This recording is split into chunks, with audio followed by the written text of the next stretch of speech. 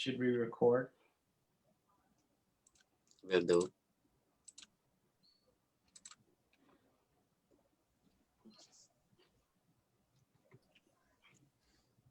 Alrighty, good evening, folks, or good morning, depending where you're tuning in from. Let's see here. Just give it a few more minutes for folks to be able to hop on, but we're going to begin our programming very, very shortly.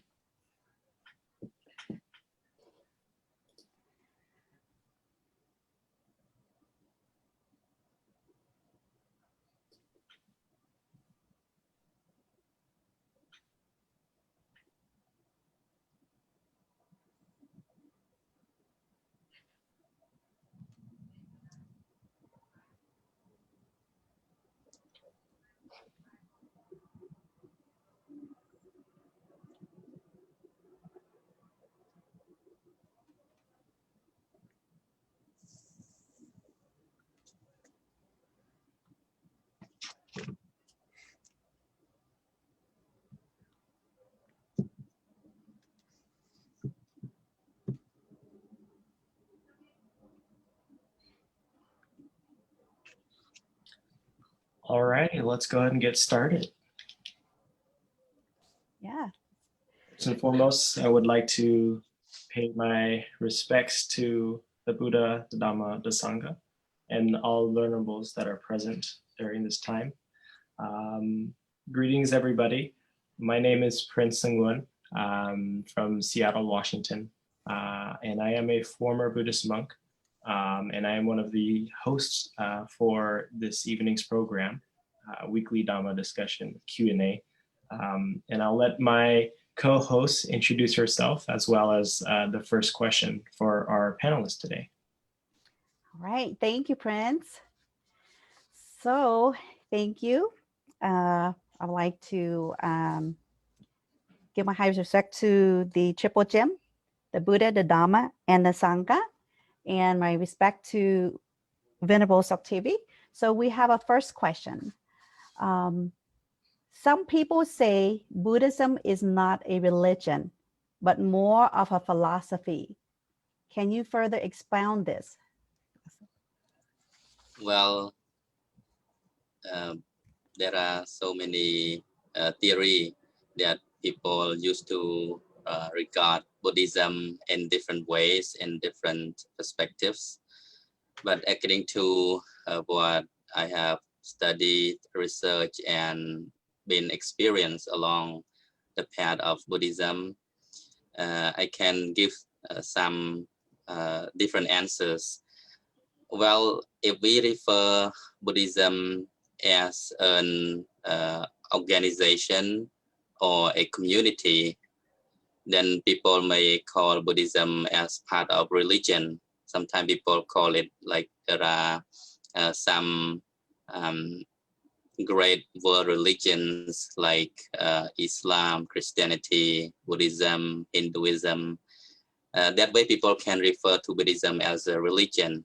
But just remember, when we talk about religion in the sense of belief or worshipping personal or created God or any supernatural beings, in this sense, Buddhism is not a religion because Buddhism does not place importance on any external forces or any supernatural being rather than oneself trying to work out to liberate oneself from suffering.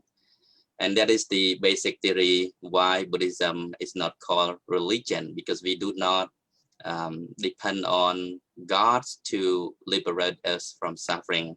The Buddha was also a human being, but he was a superhuman being who have gained complete enlightenment due to his practice on the Noble Eightfold Path.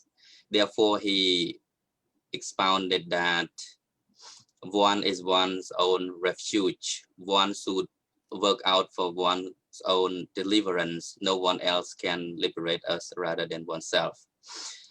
And to reply with, some people may call Buddhism as a philosophy. I think this is can be accepted. That can be true.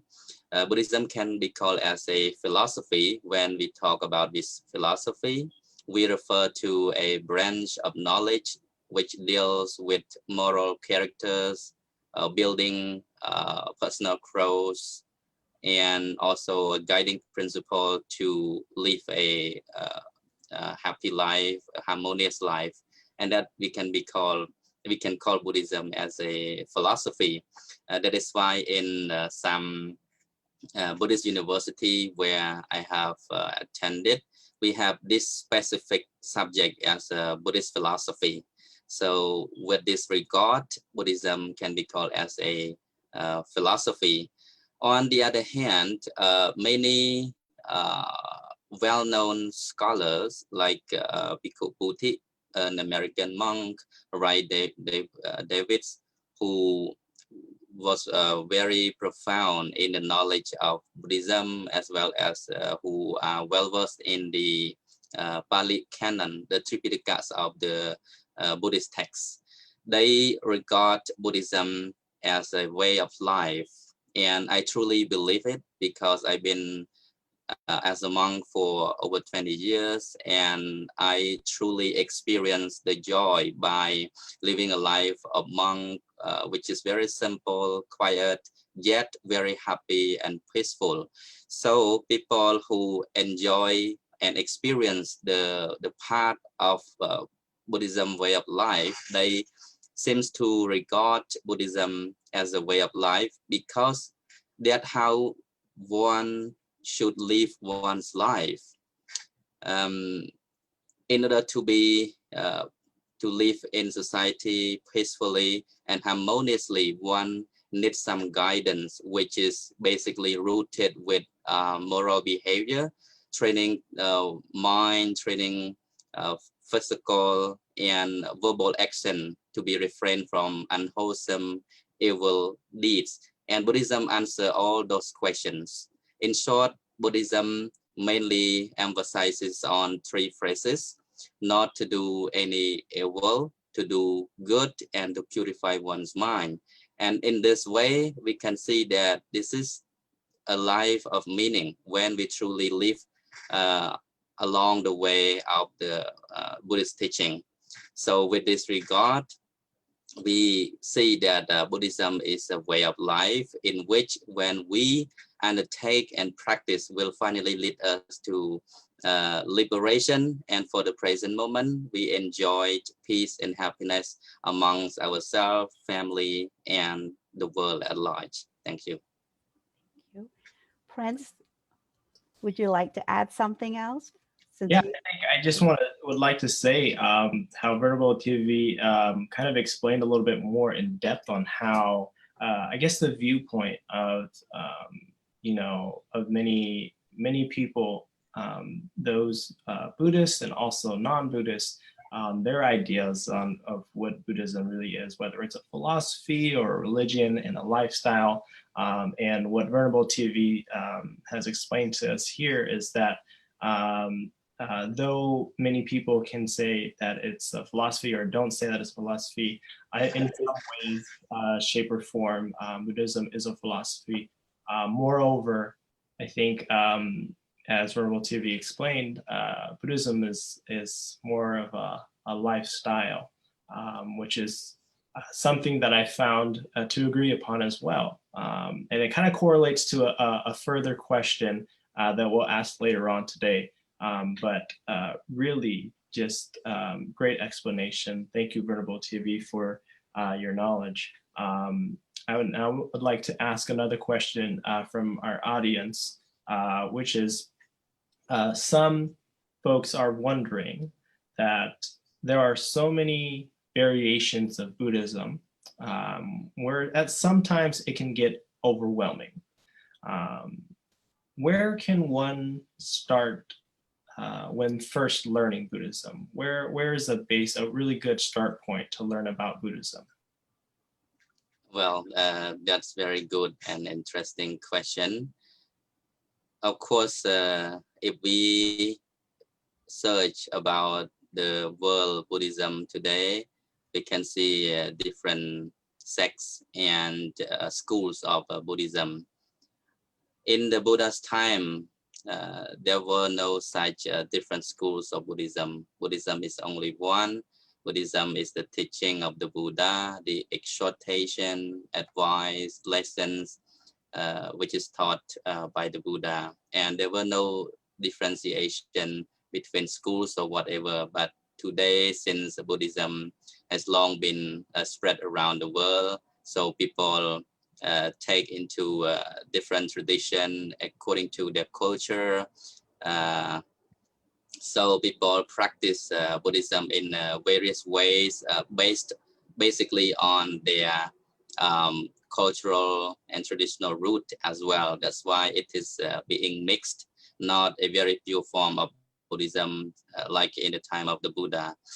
But anyway, it doesn't matter, no matter if you are practicing through the school of Mahayana or Theravada, doesn't matter. I don't really want to differentiate or, to separate the schools of Buddhism for myself.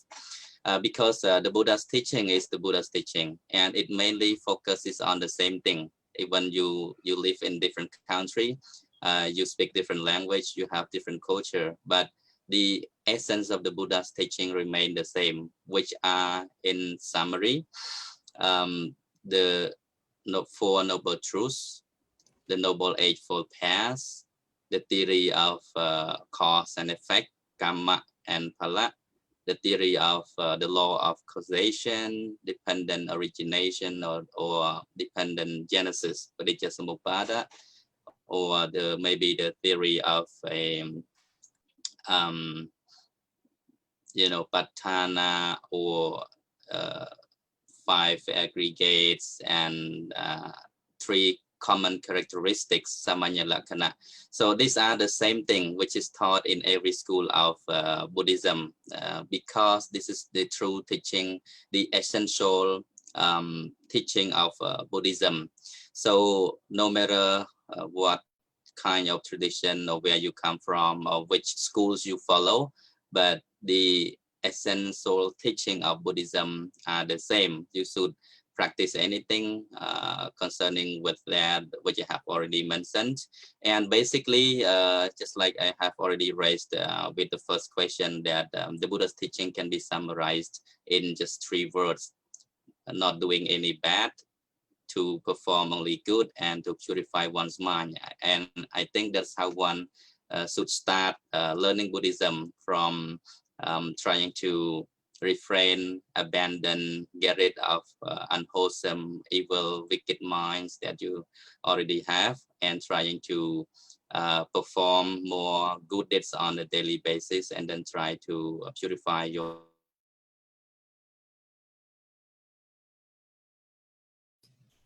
Oh no, did we lose Vertical TV? Looks like it. Buddhism. Oh, I think you froze there for a good 10 seconds, Venerable. Would you be able to just quickly summarize of what you just mentioned within the last 10 seconds? Oh, okay. You didn't hear me for the last 10 Correct. seconds, right? Correct. Yeah, it seems like my internet was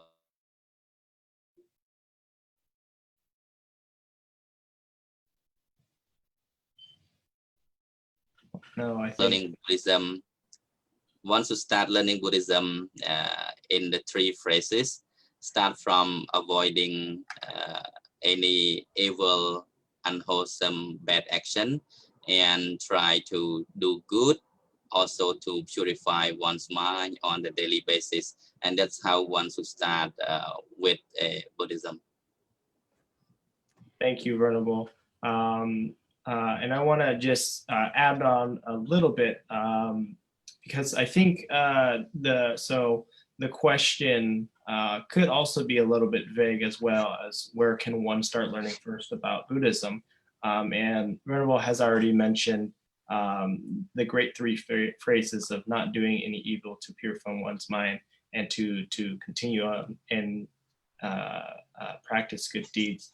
I think also it would be, I'm not sure if folks are looking for resources on where to learn or how to learn, but Venerable, can you just briefly, is there a resource, specific resource, whether it's a book or a video that you'd like to share with folks to help folks get started on learning about Buddhism? Yeah, there are many resource website or books, PDF book, and also the hard copy book, like okay, like this book that we you may not see it, what the Buddha taught. Yeah, this is the book that we been learning each and every day, and this is very good book, what the Buddha taught by Most Venerable Vepala Rahula, Sri Lankan scholar monk. And some books which published by the wisdom publication, like Bhikkhu Puthi, Master Gunaratana, Venerable Thanisaro. So there are so many books that you can read about Buddhism. Yeah, thank you. Thank you, Venerable. For the folks who are wondering, we will most likely add these resources after our program this evening. We'll try to compile a list of resources for folks to start learning on Buddhism if you're interested. Thank you again. And Sister Sakan, would you like to share the next question? Sure. So the next question is it true that one can be of a different religion, such as Catholic, and still practice Buddhism? How is so? Yeah, that's another very interesting question. First of all, we need to understand what is Buddhism. When you truly understand the essence of Buddhism or the teachings of Buddhism, then you will feel free to learn and practice Buddhism without becoming yourself a Buddhist. Very often I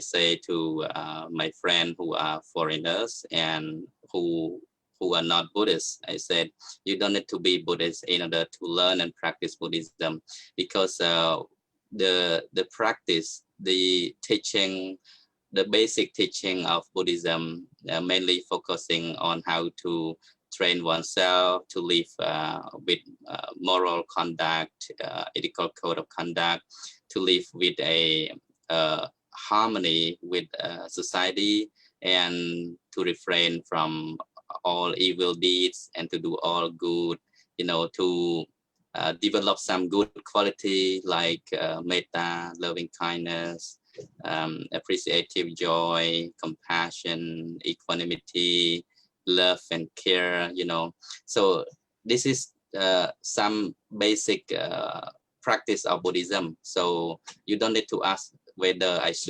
can I practice Buddhist teaching or not if I myself not a Buddhist.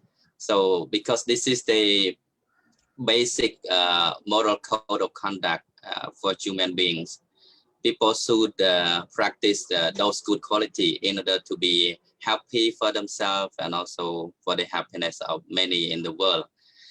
And some other basic principle like the Four Noble Truths. This is not specifically taught only for those who call themselves as Buddhists. The Buddha was not concerned about people, whether they become his follower or not, but his main intention, out of compassion for the world, he was just worrying about people, because he sees the suffering of people due to ignorance. People behave with evil, wicked mind, causing a lot of troubles and harm to other beings. So he came out with a heart full of compassion and loving kindness.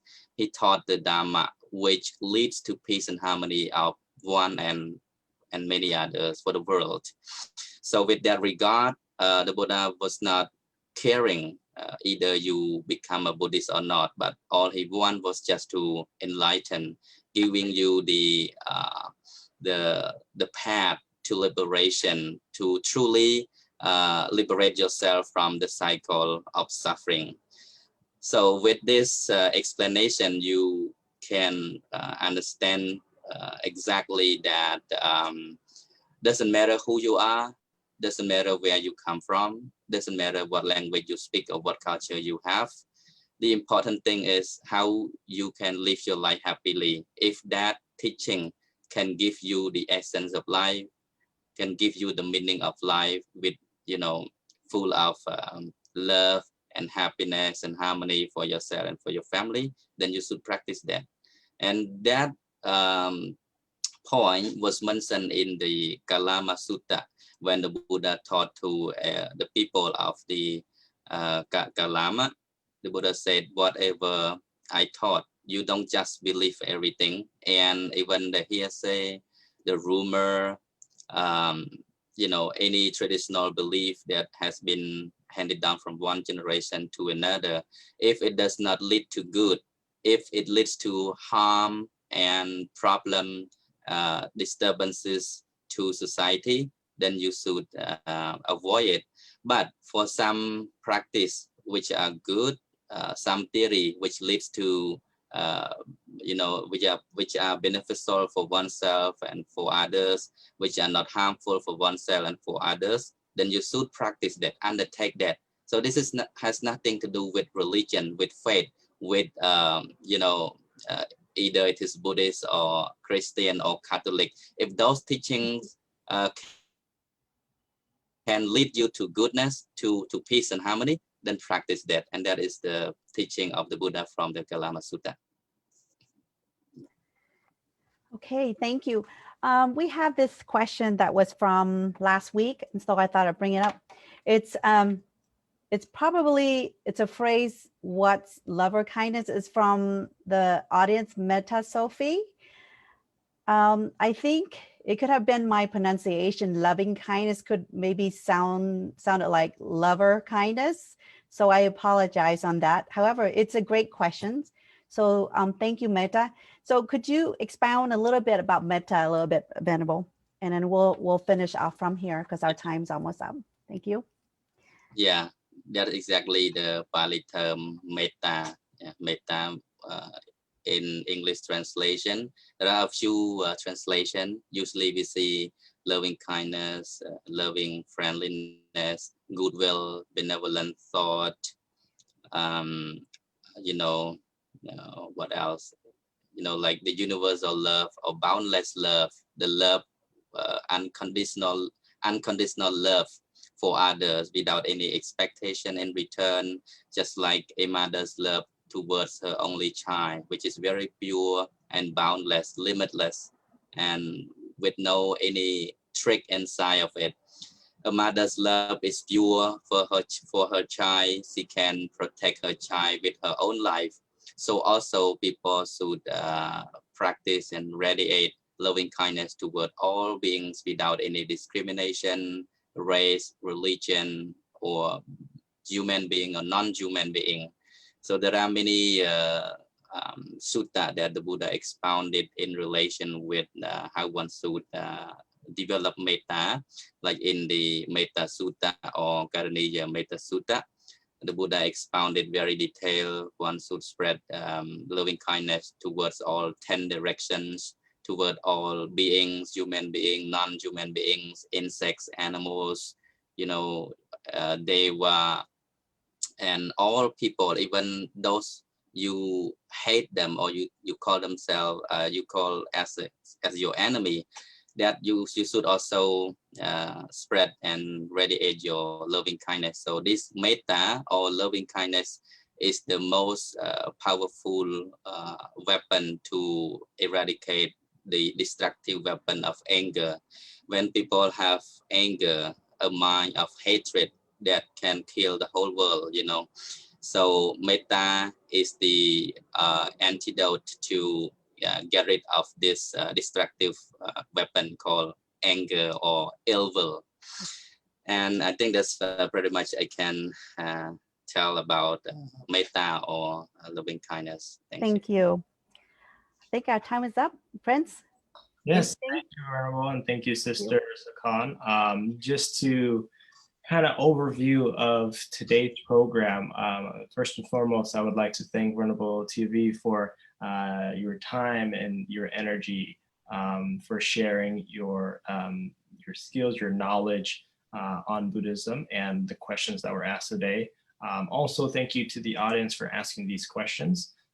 But just as an overview, the questions that we kind of went over was, whether or not Buddhism is a religion or a philosophy, and where can one start learning more about Buddhism, considering that there are many different sects of Buddhism, and also how can people, or is it possible that folks can be of a different religion and still practice Buddhism? And as Venerable TV has mentioned, for all three of these questions, is that Buddhism is definitely not a religion, more so rather a philosophy and a lifestyle, how you can be human and still practice compassion, and the three phrases that Venerable TV has mentioned from the Buddha